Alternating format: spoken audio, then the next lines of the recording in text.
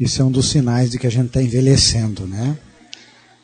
A visão fica curta, a gente fica um pouco confuso, mas não se preocupe, não é tão ruim assim.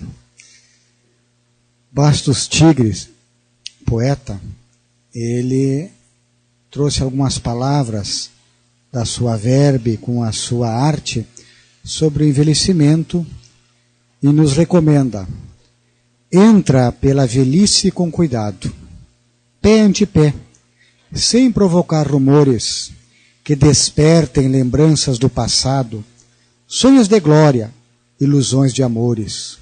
Do que tiveres no pomar plantado, apanha os frutos e recolhe as flores. Mas lavra e planta ainda o teu eirado, que outros virão colher quando te fores. Não te seja a velhice enfermidade. Alimenta no espírito a saúde. Luta contra as tibiezas da vontade. Que a neve caia, o teu amor não mude. Mantém-te jovem, pouco importa a idade. Tem cada idade a sua juventude.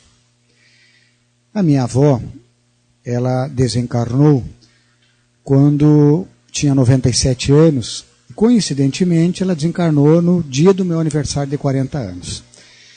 Nós temos 2 filhos, e o mais novo em especial, o Rodrigo, que era pequeno ainda à época, tinha em torno de 3 anos, gostava muito da Bisa, gostava muito de visitá-la, chegava lá, brincava, pulava no colo dela, ela também tinha uma simpatia muito grande por todos os netos, por todas as crianças, mas exatamente essa afinidade que o Rodrigo tinha para com ela fazia que eles tivessem uma interação muito profunda. A gente tinha que cuidar, até com receio de que o Rodrigo, na brincadeira, era um menininho forte, robusto, até a machucasse. A gente tinha até receio de repente pular no colo dela e fraturar uma perna, uma fêmur, né, porque ela já estava com os sinais da idade.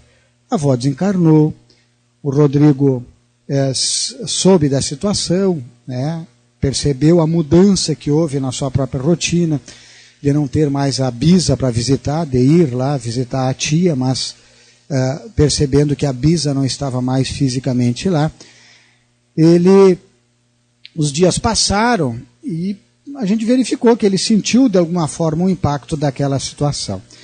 Num determinado dia, eu havia tomado banho, estava penteando o meu cabelo, e eu verifiquei que ele entrou no banheiro e ficou me olhando atentamente. Aquele olhar que a gente percebe que alguma coisa importante está acontecendo, que ele estava atento a algo, né? E eu perguntei, o que foi, meu filho? Ele diz assim: tu estás com bastante cabelo branco, né, pai? Eu não tinha percebido, levei um susto, até olhei de novo para ver se era verdade. E realmente, né, tinha aumentado nos últimos dias, né, que eu me lembro, meus cabelos brancos, né? Digo, é verdade, filho. O pai está envelhecendo. Ele disse assim, a Bisa também tinha bastante cabelo branco. Ela tinha o cabelo alvo, branquinho, né? Então, tu também vai morrer, pai. Ele fez uma associação direta. Ela tinha cabelo branco, ela desencarnou, e o meu estava branqueando, o meu tempo estava passando. Eu disse, é verdade, minha filha, todos nós vamos chegar a um determinado momento em que sairemos da vida, vamos continuar vivos, porque o espírito não morre. Mas o corpo pode ir envelhecendo, como aconteceu com o da Bisa, como o que está acontecendo com o do pai, com o que certamente vai acontecer contigo também, tá? Mas isso é tempo, você vai crescer, você vai ter talvez tua família, teus filhos, né? Talvez a gente consiga conviver com os teus netos, e o pai vai ter muito cabelo preto ainda para branquear antes de desencarnar, eu espero. Tá? E aquela conversa foi bastante significativa para mim, porque a partir de então eu comecei a perceber de que realmente a cada dia que passa eu tenho um dia a menos na vida. Eu comecei a ver a vida de uma outra forma, não contar de adiante para trás, aliás, do início para o fim, mas de agora diminuindo os anos que me restam, não os que eu vivi, não os 40 anos que eu tinha vivido, mas os anos que eu tenho para frente. E fiz um plano mental, imaginando entre os familiares, né, aquela questão genética e uma média de mais ou menos o que é a nossa vida. Tá? A gente sabe que o gaúcho tem a expectativa de vida média mais alta do país, tá? E que ultrapassa um pouco os 70 anos. Tá? Essa é a vida média. É claro que a minha avó foi a 97, mas se vocês olharem o obituário no jornal, e eu também fui avaliar isso, a maior faixa de desencarne, de morte, é em torno de 60 anos. Os 65 é uma idade muito significativa, porque normalmente quando aparecem algumas doenças que ou desenvolveram silenciosamente ou não foram cuidado, e é difícil aquela ultrapassagem. Depois que tu passou de 65, de 67, se tiver fazendo os check-ups, os cuidados, tu tem perspectiva, se tiver a genética e a programação espiritual, de ir um pouco mais além e talvez bastante além. Mas essa fase é uma fase bem significativa. Então nós temos que ter esse alerta amarelo, digamos assim, no sentido de valorizar a vida, não de ter medo, mas de principalmente, sabendo que temos menos dias pela frente, de valorizar esses dias, de dar esse valor a cada dia. Mas, antes da gente falar no desencarne e nesse processo de envelhecimento, o que significa a vida? O que é viver? Tá? A vida vem de um radical latino, vita, e que significa, no ponto de vista biológico, aquele fenômeno que anima a matéria. Por exemplo, esta mesa, esse púlpito, não tem vida. Uma planta, um animal, os seres humanos, em determinado momento tem um sopro de vida, são animados de um princípio vital que permite que o espírito haja na matéria e comande através do sistema nervoso e tenha, então, pelos sentidos, a interação de agir e de sofrer o impacto da vida, né, tendo essa percepção de consciência, de viver, de se emocionar, de sofrer e de se alegrar. Tá? Segundo a metafísica, né, e aí a gente já se aproxima um pouco mais do que interessa para nós na espiritualidade, a vida é um processo contínuo de relacionamentos. Quer dizer, a gente interage com o meio ambiente, interage com o próximo, com o estranho, com o conhecido, com o afeto e com o desafeto. E esse interrelacionar é viver.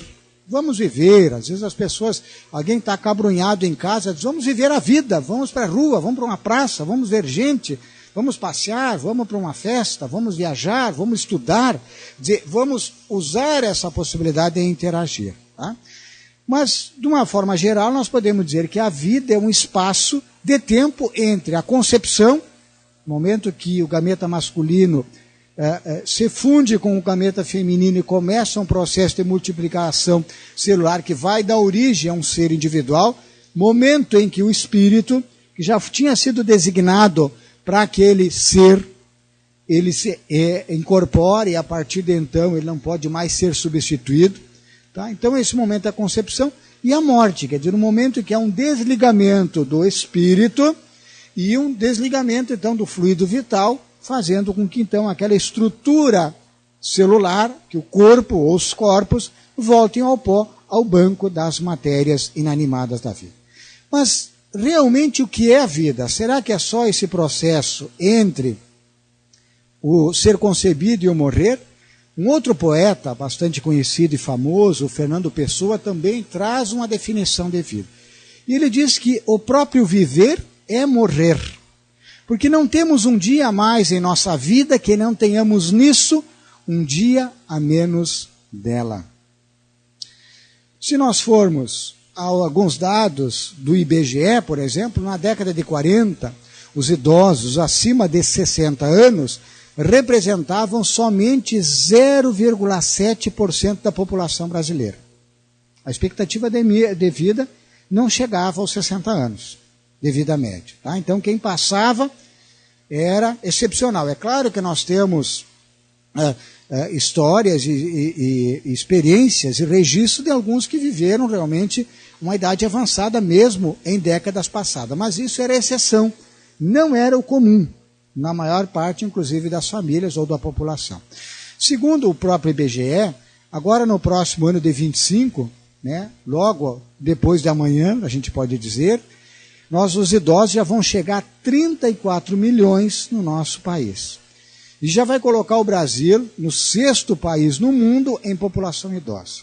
E como esse processo felizmente, pelas condições de sanidade, pelas condições de saúde pública, pelas condições de acesso à saúde, aos medicamentos e até mesmo a consciência de cuidar da nossa saúde com hábitos e com atividades que nos permitem, né, cuidar melhor, seja preservar, seja maximizar a nossa vida.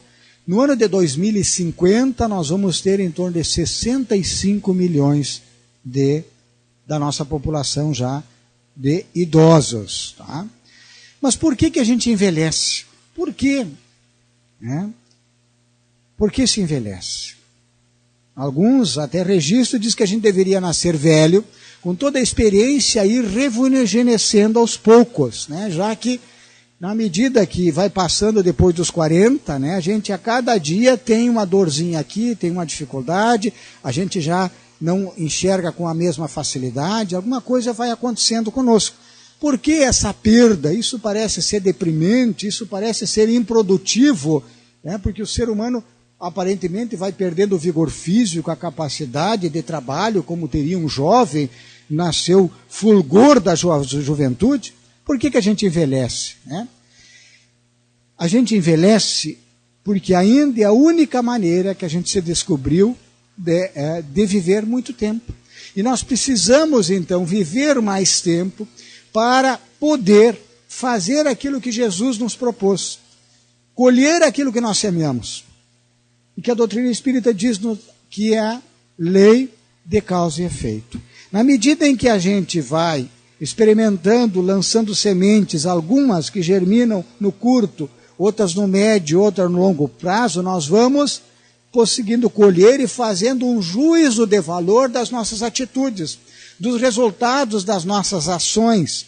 E isso vai permitir, então, que o ser humano evolua, vai permitir que o ser humano possa ter uma aquisição de sabedoria, que é um dos objetivos espirituais da nossa existência.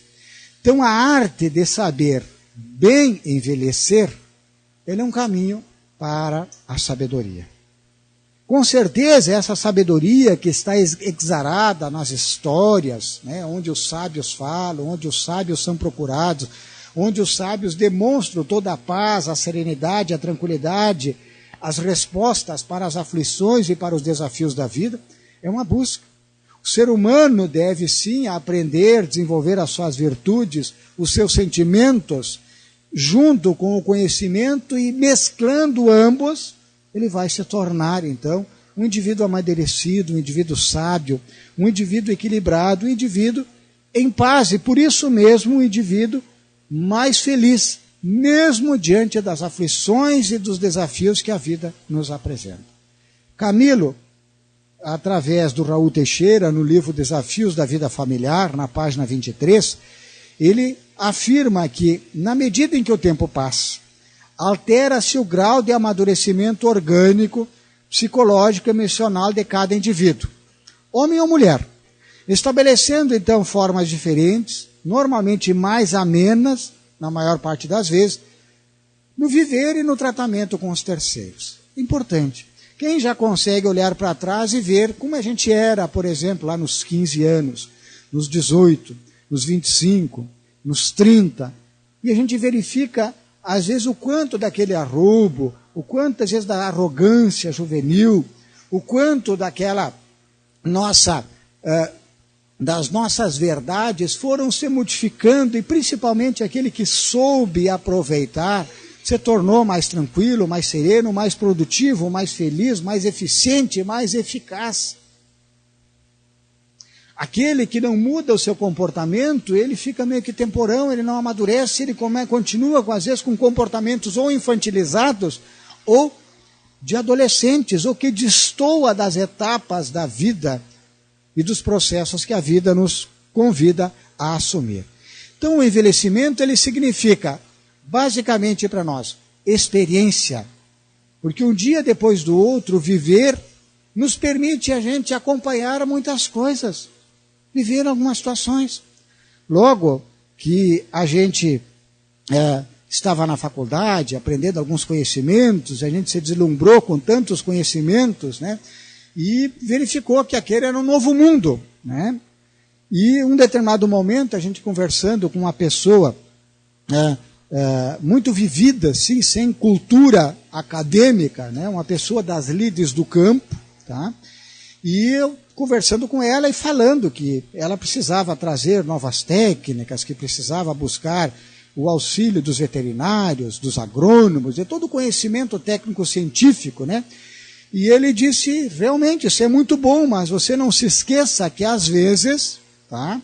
E foi essa a expressão que ele usou, às vezes, né, um caboclo, né, um negro velho, um peão de estância, tá, que só sabe enfrenar um cavalo e passar, às vezes, o dia percorrendo invernadas, às vezes ele tem um conhecimento que os livros não dão. Quer dizer, ele tem a vivência, ele tem a experiência, ele tem a prática. E às vezes a gente tem a teoria, que essa teoria precisa da adequação a cada situação, a cada momento.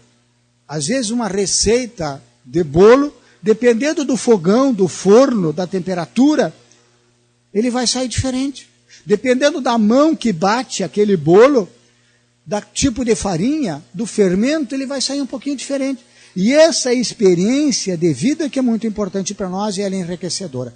Lógico que envelhecer significa a gente buscar e receber conhecimento, o conhecimento que a gente recebe conversando, escutando principalmente, o conhecimento que a gente seleciona da televisão, do rádio, dos jornais, dos livros, o conhecimento que a gente busca através das escolas, dos professores, dos mestres, daqueles que conhecem, que se dedicam anos a fio, que são missionários do saber, da cultura e que dão contribuições importantes e que tem que sim ser valorizada dentro do possível por cada um. O conhecimento significa uma história, eu vou fazendo uma trajetória. Eu olho para trás, como diz Bastos Tigres, e vejo o meu jardim plantado, florido, mas que eu não desanime, que continue a plantar no meu eirado, na minha lavoura, porque depois de mim alguns vão colher, mesmo que não seja eu que a colher aquele fruto, aquela flor. Por minha vez também eu estou me beneficiando de frutos e de flores que não fui eu que semeei, que foram outros e que deixaram a sua contribuição para nós. Eu me beneficio. Então nós temos uma história de vida e essa história ela é rica, ela dá sentido, ela dá identidade para cada um de nós. Por isso ela tem um valor cultural.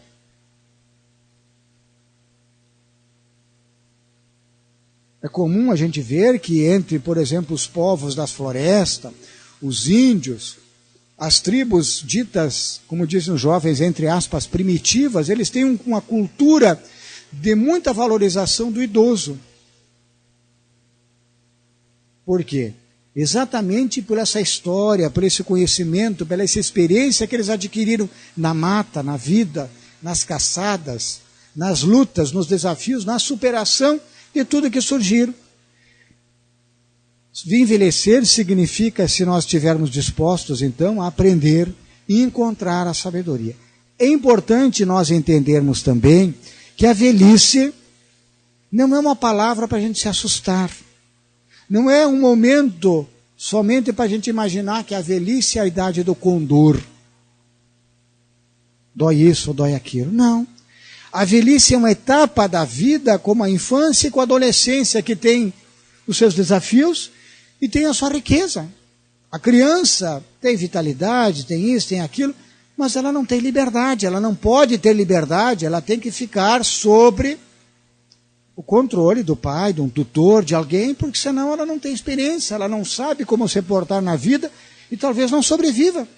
O jovem que luta pela sua independência tem muito vigor físico, mas às vezes é extremamente impulsivo e se imagina, às vezes, um super-homem, uma super-mulher, que jamais vai ser atingido por um acidente, por um raio, por alguma coisa que não o permita viver. Vive muito, às vezes, um momento, ainda não se apercebe que a vida é uma corrida de longo prazo, é uma maratona, na verdade, que você tem que pensar no curto, no médio, e planejar inclusive o futuro. Não nos preocuparmos com o futuro, mas fazermos planos também escalonados. Essa é a boa administração. O envelhecimento, logicamente, está associado a mudanças, né, as físicas, né, como eu citei, do cabelo branco que o Rodrigo notou em mim. Rugas são comuns, a gente perde colágeno, a musculatura vai ficando flácida, e por mais que a cosmetologia tenha melhorado muito, e é bom que melhore, as cirurgias plásticas e tantas atividades físicas, as academias, os cuidados como um todo, né? Isso é verdadeiro, tanto que alguns, às vezes você olha e diz, olha, eu estou melhor agora do que há 10 anos atrás. E às vezes está na foto, não estava tão boa, porque ainda era aquelas fotos analógicas, às vezes a luz não era boa, hoje uma digitalzinha, né, com tantos megapixels, e às vezes com mais condições, a gente aparece melhor na foto, é muito comum isso, né, principalmente as fotos do Facebook, né, são as belezas, né, o pessoal bota umas fotinhos lá que eu vou te contar, né, uma beleza, tem que ser assim, a gente tem que mostrar o nosso melhor, não tem? Tem. O corpo fica menos flexível, é comum o peso da coluna, a gente diminuir, inclusive, a nossa estatura, e às vezes, se não tomamos o cuidado adequado, né, na musculatura, há uma tendência pela pressão da gravidade até ficarmos um pouco encurvados. Há uma menor mobilidade, eu já tenho que caminhar mais devagar, com mais cuidado, chega um momento que eu vou ter que me apoiar com a bengala, eu tenho que usar o corrimão, eu tenho que buscar o espaço de acessibilidade, hoje se busca, né, coisa que há pouco tempo atrás nós não pensávamos nisso. Temos muitos locais que está difícil o acesso, ainda que não se adequaram às nossas pessoas de terceira idade. Diminuição da visão, né, é comum isso. Tá? A gente aceita muito bem o uso de óculos para leitura, né, quando, né, o braço fica curto, a gente recorre para o óculos. Né? Ainda é um estigma e uma dificuldade a gente perceber que a nossa audição também envelhece. São poucos os que se propõem a buscar um auxílio para melhorar a sua audição, e que é motivo de muitos desentendimentos entre as pessoas, principalmente os casais mais idosos. Não se escutam direito. E aí brigam, se atrito, ficam nervosos, e é um problema. Tá? Eu vi agora esses dias a propaganda de um aparelhinho auditivo que me surpreendeu, eu já estou de olho, né, porque talvez a gente vai precisar, e eu já disse para a Liamara, eu digo, fala com calma, fala me olhando, porque eu já perdi um pouco da capacidade auditiva, com certeza. Me permite viver, mas eu já não tenho a mesma capacidade, isso eu tenho certeza que não.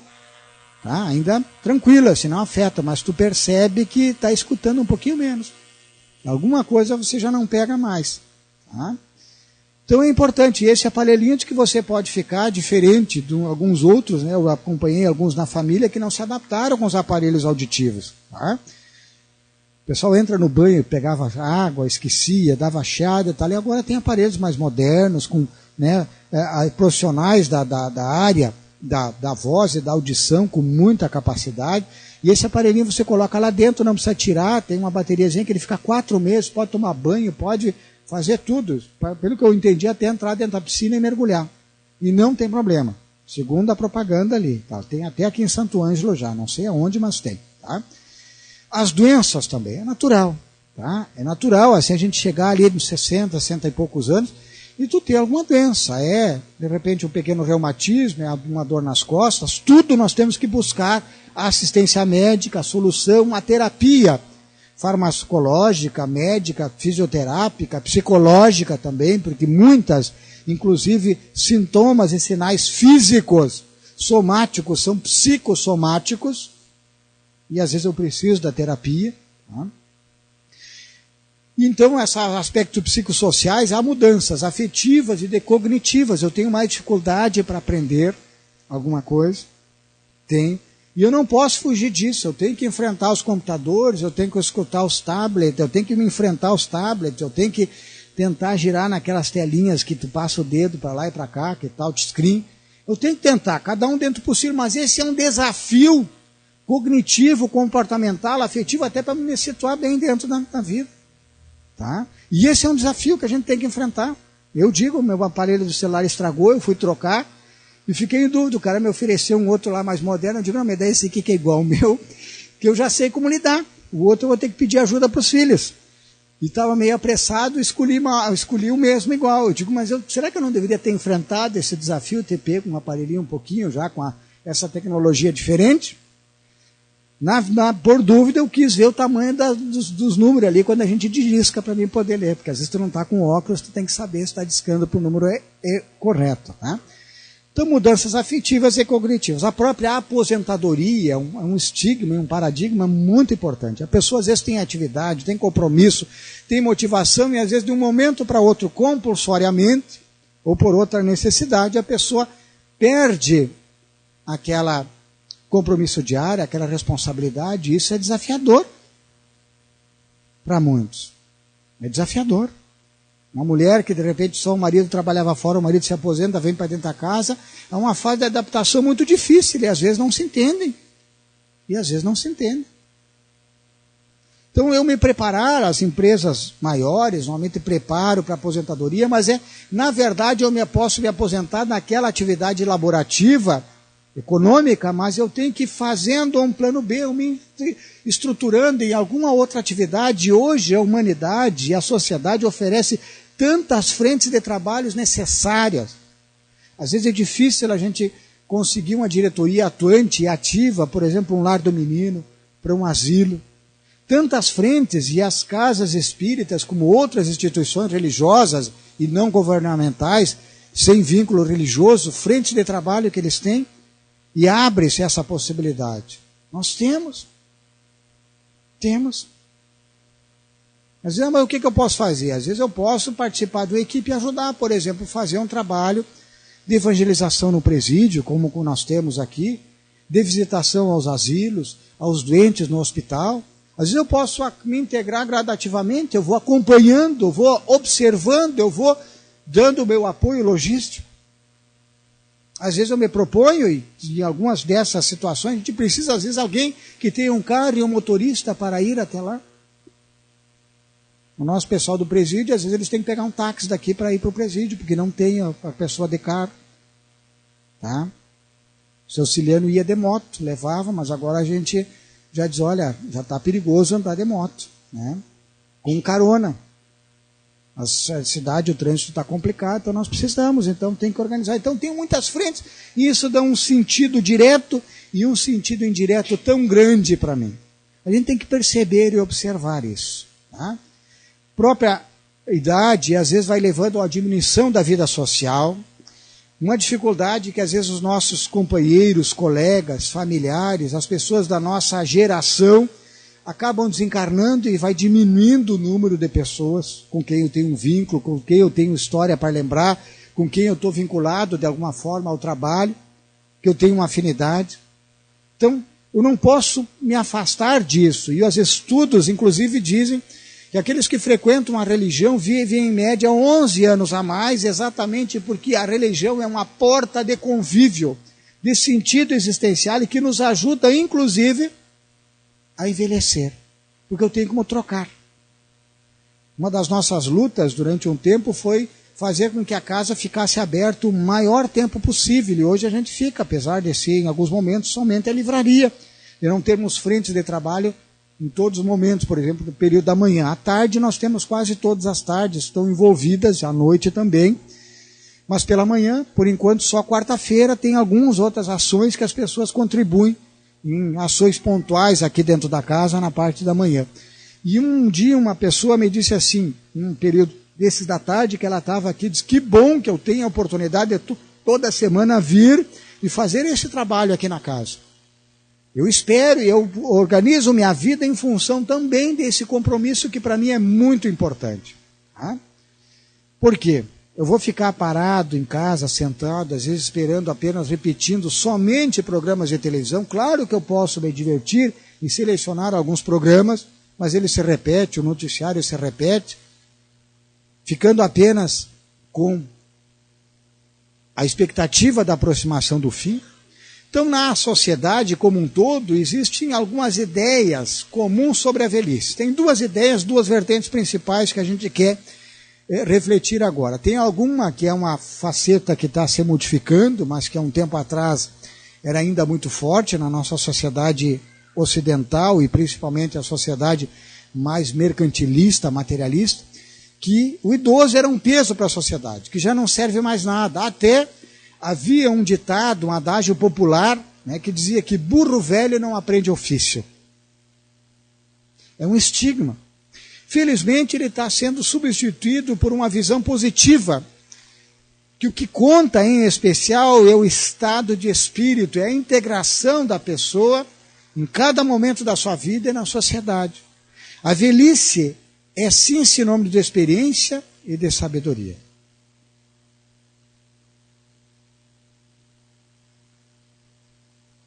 A Sociedade Espírita Caminho da Luz, em Porto Alegre, onde o Jason de Camargo foi presidente da FERGS em alguns anos e que é o autor do Educando os Sentimentos e Educando os Sentimentos, o Caminho das Virtudes, entre outras obras, ele narrou-nos há um tempo atrás uma senhora nonagenária que estava lá participando e muito ativa. E segundo ela, entre os grupos dos aposentados, lá ela era mais ativa. Ela diz que botava no bolso, né, os jovens sexagenários. Não tinham pique para acompanhar ela com tanta intensidade. Né? Ela sempre com alegria, trabalhando, estava na frente do trabalho, ela sempre fazendo, e sem queixa nenhuma. E o pessoal procurava ela, depois que sentia aquele vigor, aquele ânimo, aquela vibração dela, e perguntava, mas qual é o seu segredo? Ela dizia, o meu segredo são basicamente 2 remédios que eu tomo todo dia. Qual é o nome desse remedinho que todo mundo gosta, de uma pílula mágica que resolve? Ele diz assim, tá? É o amor para não enrijecer o coração e o trabalho para não enrijecer o corpo. Então nós precisamos saber bem envelhecer. Primeiro entender que é um acontecimento natural do ser humano. Ninguém tem que ter medo de envelhecer, tá? Nós devemos saber envelhecer o corpo sem envelhecer a alma. Vamos cuidar do corpo, vamos pintar o cabelo, vamos mudar o penteado, vamos adequar as roupas, vamos adequar e cuidar da saúde, vamos nos preparar dessa forma ali, mas não deixando que a nossa alma se envelheça, principalmente carregando miasmas, carregando ressentimentos, carregando mágoas, carregando frustrações. Nós devemos viver o próprio tempo e estar bem consigo mesmo. Eu tenho que me adaptar. Eu estou já numa idade sexagenária, eu vou fazer uma atividade e ter um comportamento que não é uma atividade e um comportamento adolescente. Não é adequado. Não é possível fisicamente, emocionalmente. Então eu tenho que me adequar, me respeitar nesse sentido e me aceitar nesse sentido. Nós temos que valorizar mais a qualidade do que a quantidade das coisas. E devemos saber viver sabiamente o dia a dia. Se eu não consigo correr, eu vou caminhando. Se eu demoro um pouco mais, mas eu chego lá. Se eu não consigo subir as escadas, eu vou de elevador. Eu não vou me esquecer que o corrimão é uma proteção, mas que ele também me apoia e me ajuda a levantar. Eu tenho que me adaptar a isso. Nós devemos então aceitar essa nova realidade do corpo. Nós devemos manter um ritmo no nosso organismo, uma atividade física, uma atividade mental, laborativa. Devemos resgatar e manter ativo as nossas círculos sociais e afetivos. O importante é não parar. É saber se ocupar, sentir e manter-se vivo. Saber o momento em que talvez não seja mais prudente eu dirigir, mas eu posso pegar um táxi, eu posso caminhar, eu posso fazer outras coisas. Eu me adequar a essa forma de vida diferente. Essa é a arte de saber envelhecer e que deve ser para todos nós um processo natural. Joana de Ângeles diz que a terceira idade, que na terceira idade, essa idade cronológica, ela vale pelas suas conquistas, pelos relacionamentos adquiridos, pela responsabilidade, pela liberdade, pela plenitude que nós consigamos interiormente. Então, os idosos, principalmente aqueles que adentram a terceira idade com fé, com coragem, com otimismo, trazem para esta fase existencial a soma das suas experiências, das suas conquistas, dos seus fracassos, mas tudo é aprendizado. E essas conquistas de todos os matizes vão nos levar à sabedoria daqueles em especial que conhecem o real sentido da vida. É comum nós identificarmos nessa terceira idade, também para nos programarmos, duas faixas. Uma faixa que é a que a Organização Mundial da Saúde fala, que é em torno dos 65 aos 75 anos, normalmente a idade que se aposentou, tá?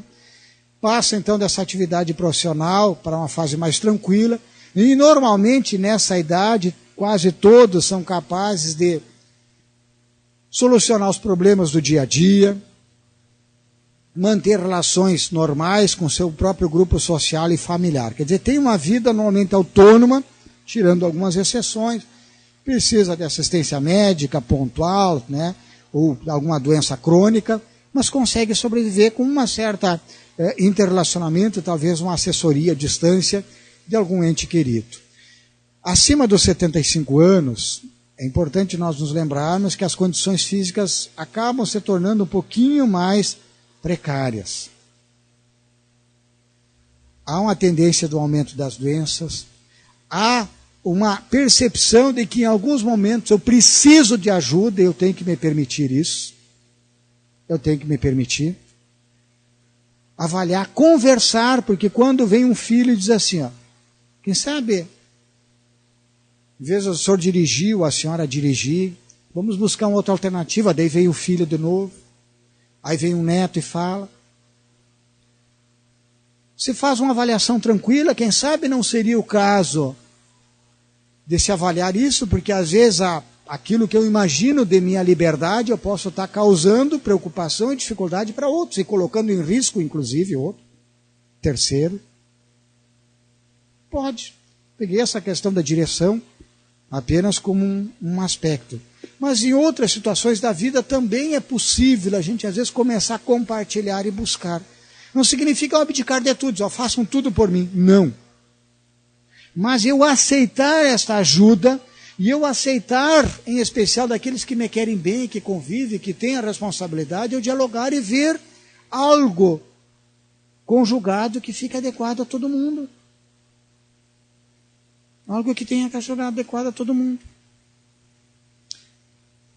É muito comum nessa idade a viuvez para aqueles casais, que é uma experiência sempre desafiadora, difícil, dolorida para aqueles que se amam, né? A ausência do companheiro, da companheira, do apoio. É tão importante que aqueles casais que viveram muito tempo, é motivo de estudo, que às vezes eles têm uma relação tão simbiótica que não é incomum um desencarnar e o outro desencarnar pouco tempo depois. Parece que um vitaliza o outro. Mas sempre manter a nossa alegria, a nossa esperança. Poucos dias eu vi uma reportagem tratando da terceira idade, em que um casal num banco de praça, né, que já estavam casados há 60 anos e tratando dessas relações simbióticas, ele diz assim, nós nos completamos, e nós precisamos, e não podemos viver um sem o outro. E ele diz, vou explicar por quê. Eu enxergo bem e não ouço bem. Ela não enxerga bem, mas ela ouve bem. Então eu sou os olhos dela e ela os meus ouvidos. Um amor bonito. Uma adaptação, a pessoa podia estar reclamando.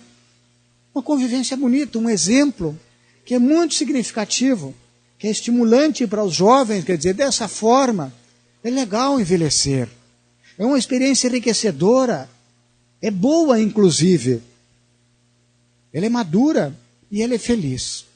Hoje o que se busca, em especial numa especialidade médica que é a geriatria, em que atende aqueles que estão envelhecendo e que querem envelhecer com qualidade, é exatamente essa qualidade de vida. Então, você busca o quê? A prevenção das doenças, e aí eu tenho que fazer os check-ups adequados.